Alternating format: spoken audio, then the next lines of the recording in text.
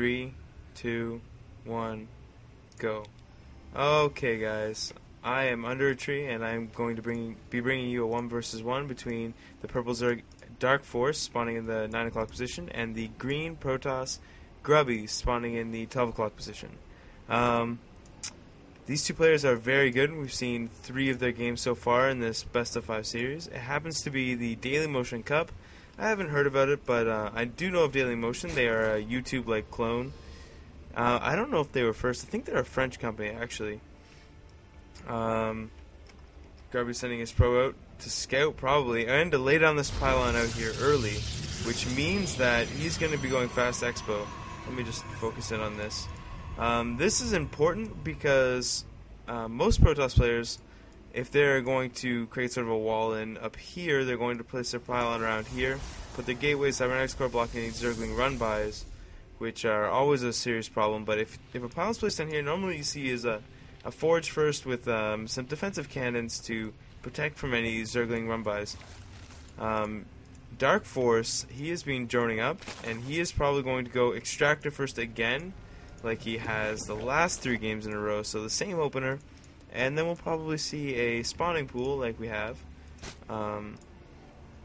Grubby is looking to lay down his forge here, exactly what I thought, and DarkForce is going to see this. Now this is important, that DarkForce knows what Grubby is doing, because DarkForce is going to see this and he's going to go, okay, well he's going to have the static defense, and I need to come up with a build that is going to counter that. And so what does Grubby decide to do? Well, right now, DarkForce decided to do, he is just building a spawning pool, and then he's going to go hatch at 300 probably, like he has before. Is he saving? He is saving. There are resources there.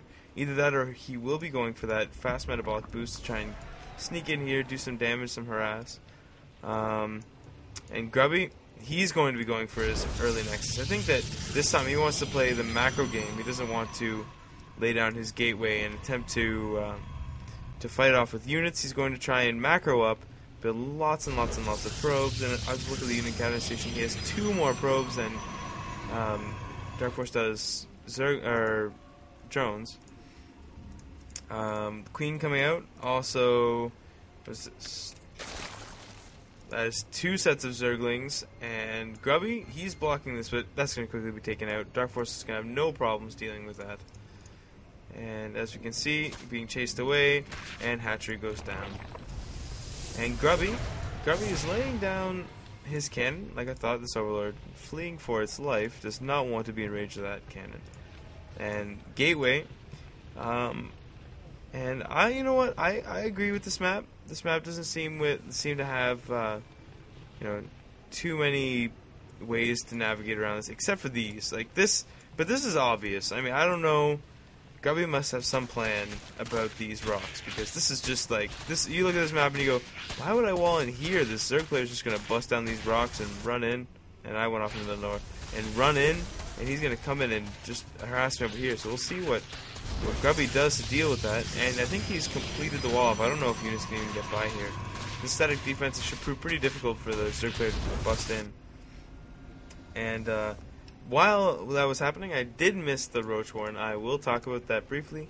The Roach Warren is primarily used in this scenario as a roach bust, because Zerglings, they die too easily from these cannons. I believe it's either 1 or 2 shots, but Roaches take quite a few, and they have long range, so they line up back here. And when they're back here, they can hit this gateway without being shot by this cannon. So they literally break down the wall, they just book it past, and then get in there to the main. And these 2 Zerglings, they are the working crew. Let's take a look at them. They're the working crew of the Zerg army, because they are still working on those rocks. And here comes DarkForce with his Roaches and his Zerglings. He's going to try and push in. He's going to try and take out these buildings in the front. Let's see if he is successful. I don't know yet. I have not watched this game. And that is all that DarkForce has going on. As you'll see, he's making only Zerglings now. He's going to move his Roaches in way too close for comfort. I think he's going to go for the cannons first. I disagree. I think he should have stayed back here and shot at it. I'm not saying I would have done that. I mean, game pressure gets to me much easier than it gets these guys. But there it is. That is the reasoning. He was going to break this down and try and get in the wall, but, you know, Grubby is not dumb. He gets his force field, he blocks off that. But this is a little bit too much, I think. There's no way that Grubby's going to be able to stop these units from piling into his base, doing some damage. All these probes going off the line. Let's see how much damage DarkForce can do. Look at the units lost. It's even so far. And the probes are still 30 probes to 14 drones. So I think Grubby can afford to lose a few of these. This wall-in made it so that Grubby could focus on primarily probes, sorry, and DarkForce is still going to work. He really wants these cannons down. I mean, I would have run my Zerglings in to try and take out all the drones, or probes, but he's pretty determined to get these structures. And I think that's what he's going to try and do now. Let's see if he can actually run in there. But Grubby's going to be on top of this game, probably run all his probes away again. And in comes DarkForce, and see, why wouldn't he continue that? Oh, there's the two cannons. I'm blind. I am sorry, guys. And DarkForce still producing Zerglings. He hasn't even saturated his main, or his natural. It's completely unsaturated. He still has, you know, far too few drones. And I like this by DarkForce. He's going in and out and in and out. He's going to continually cause Grubby to do unnecessary micro that he could be spending rebuilding or reteching and all that stuff that he really wants to do. Grubby wants a break. He wants to have the ability to warp in more units. He doesn't want to have to keep coming over here because that's costing him time, and as you can tell, he's about to get busted in the front door again by more Zerglings. So let's see if he survives this. I don't quite see how Grubby can get past this moment. I mean, this is pretty rough. He's finally producing drones. DarkForce finally saying, you know what? I have bludgeoned you. You have no main. You only have a natural, and this natural is being controlled really well by all of these Zerglings. I'm going to go ahead, get more drones, drone up, and then I'm going to attack you again once I have secured my lead. And you can tell all these saturations starting here. He is perfectly saturated his main, and here he is waiting. He's just waiting, forcing the Protoss player to do what he wants on his terms, which is a situation that you don't want to be in as Protoss. It's a situation that Zerg find themselves in a lot because it's such an expansive race. They have a lot of problems with the units constantly, you know, harassing them, forcing them to lose expos and things like this. This probe is stuck, and he is going to be completely useless for the rest of the game. And he cancels it just to get him out. That was a waste, I think. I actually don't know how much you lose out of those. I gotta check that out. And DarkForce finally taking out these rocks. This is something that I've been looking for him to do this whole time. And not that it's going to do much. He has 3 cannons here. I think this is more for when Grubby attempts to be ballsy and take this expo, where I think he should take up here, but you know what, that makes sense because it's so close. He can warp in units.